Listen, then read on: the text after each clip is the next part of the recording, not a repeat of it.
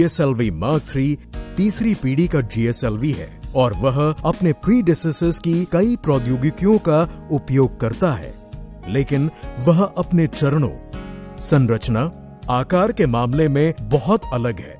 Mark II की तुलना में पेलोड ले जाने की उसकी क्षमता 2 गुना है। लगभग 43.5 मीटर लंबा और 641 टन लिफ्ट ऑफ मास वाला इसरो का GSLV Mark III D2 rocket SDSC शार के दूसरे लॉन्च पैड से एक बार फिर उड़ने के लिए तैयार है। Geosynchronous Satellite Launch Vehicle Mark III is the heaviest launch vehicle of India. GSLV Mark III is capable of lifting up to 4-ton mass to geosynchronous transfer orbit or a 10-ton payload to low Earth orbit. This vehicle is powered by 2 S200 solid motors, one L110 liquid core stage and a powerful liquid cryogenic stage C25.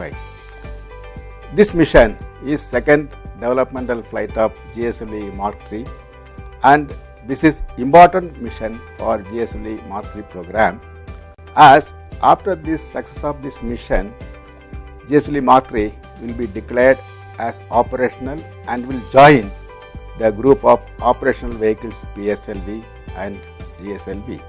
The payload for GSLV Mark III D2 is a very advanced high throughput satellite GSAT-29, which is a multi-band, multi-beam communication satellite with a lift-off mass of 3.4 ton.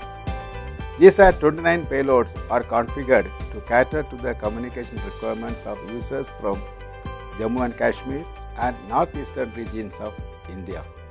Apart from these operational requirements, the satellite would be demonstrating several new and critical technologies also. इस विशाल यान के पहले चरण में 2 S200 booster हैं, जो 26.2 metre लंबे और व्यास में 3.2 मीटर है। इनमें 205 टन ठोस ईंधन ले जाने की क्षमता है। S200 दुनिया का तीसरा सबसे बड़ा सॉलिड रॉकेट मोटर है। L110 कोर चरण में 116 टन धरती में संचित किया जा सकने वाला तरल ईंधन होता है। यह लगभग 21.4 मीटर लंबा और व्यास में 4 मीटर है। उसमें 2 ताकतवर विकास इंजन होते हैं। 13.5 मीटर लंबा स्वदेशी C-25 क्रायोजेनिक अपर स्टेज यान का तीसरा चरण है। यह 28.6 टन अत्यधिक ठंडी तरल हाइड्रोजन और तरल ऑक्सीजन का उपयोग करता है, जो दूसरे तरल ईंधन की तुलना में अधिक ताकत प्रदान करते हैं। तीसरे चरण के शीर्ष पर 5 मीटर व्यास वाला पेलोड फेयरिंग है, जिसमें अंतरिक्ष यान को रखा गया है। GSLV Mark III की पहली सफल प्रयोगात्मक उड़ान 2014 में हुई, जब उसमें एक क्रू मॉड्यूल पेलोड के रूप में था। इसके दोनों ही ठोस और तरल चरणों ने अच्छा प्रदर्शन किया और यान वातावरणीय उड़ान में सफल साबित हुआ। GSLV Mark III की पहली विकास उड़ान ने 5 जून 2017 को 3136 किलोग्राम वजनी भारत के हाई थ्रूपुट संचार उपग्रह GSAT-19 को सफलतापूर्वक प्रक्षेपित किया। इस GSLV Mark III D2 mission में रॉकेट 3423 किलोग्राम वजनी GSAT-29 संचार उपग्रह को जियोसिंक्रोनस ट्रांसफर ऑर्बिट में प्रस्थापित करेगा।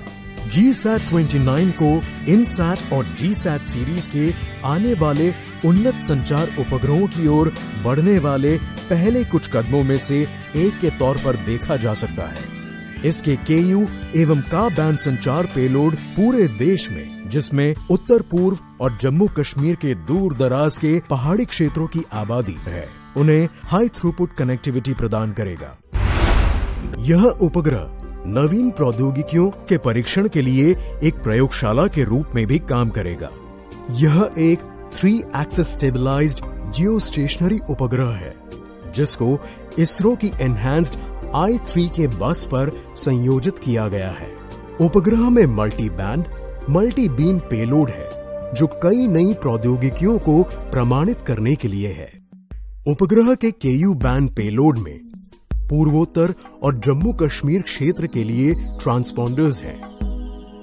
उत्तर पूर्व और जम्मू कश्मीर क्षेत्रों के लिए 2 ओवरलैपिंग स्पॉट बीम्स छोटे टर्मिनल वाले उपयोगकर्ताओं के बीच कनेक्टिविटी प्रदान करेगी।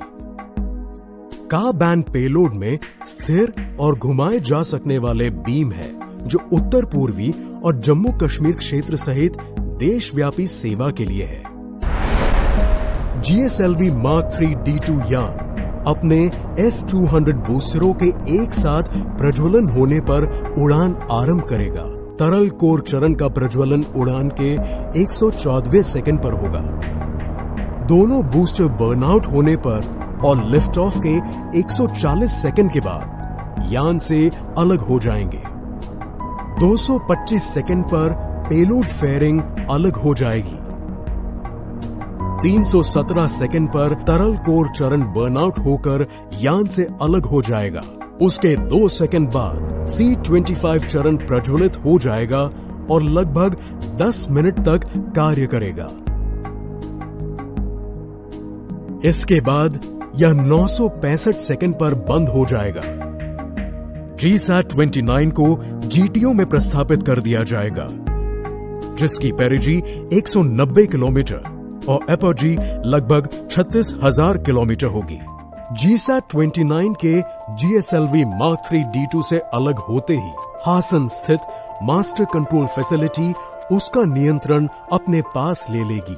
इसके पश्चात उपग्रह की कक्षा को एक चरणबद्ध प्रणाली से उसकी लिक्विड एपोजी मोटर का प्रयोग करते हुए जियो स्टेशनरी कक्षा में प्रस्थापित किया जाएगा। एक बार जब उपग्रह अपनी निर्धारित कक्षा में पहुंच जाएगा, उसके बाद उसके सौर पैनल और टेली संचार एंटेना को कार्यान्वित किया जाएगा।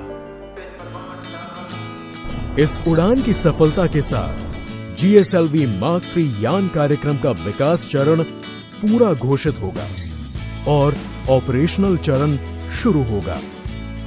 इस प्रकार GSLV Mark 3 D2 अंतरिक्ष गतिविधियों में आत्मनिर्भरता प्राप्त करने की दिशा में एक महत्वपूर्ण मील का पत्थर साबित होगा।